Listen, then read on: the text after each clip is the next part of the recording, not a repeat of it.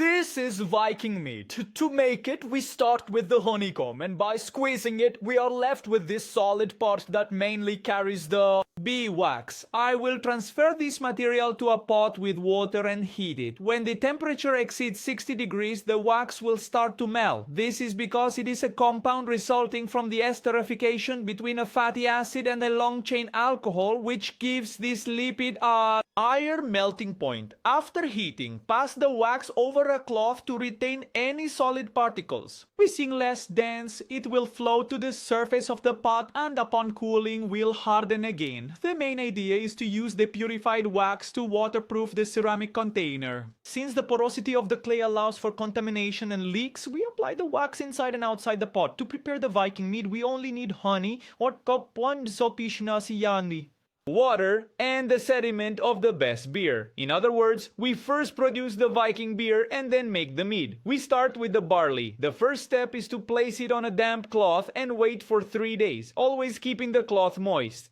Thus, we begin the process of germinating the grain, which breaks down complex sugars into smaller sugars, and these are the ones that will be fermented to produce alcohol. Now we will transfer the malt, which is nothing more than germinated barley, to a ceramic dish and start building a small clay oven to toasting and smoking the malt. Although modern science can uncover part of the recipes, this still remains a long and uncertain path. So there are various versions to produce this beer, and I chose to connect all of them into one. The malt will be roasted in a wood-fired oven and should acquire a slightly smoky flavor. We'll try to make a medium roast to preserve some of the grain's enzymes, and in the end it seems I overcooked it. But the good part was just the edges. This is a more medieval roast, inconsistent with reality. Now while it cools, I will put some stones inside the oven. These are the stones that will soon keep the wort warm. I will take the opportunity to heat some water first to transfer it hot to the wort. I'm doing this because not so many stones will fit inside this jar. Now I can take the malt grain and crush it in a mortar or with one stone over another. I have already shown several times how to do this in a primitive way, but I lost the stones that do this. At that time, hops were not widely used yet, so to bring some bitterness and balance the drink, a mixture of herbs known as Brewed was used. To filter the wort, I will use juniper. Remember that the wort must be heated with hot stones and kept with the water very heat for a while, but without boiling here.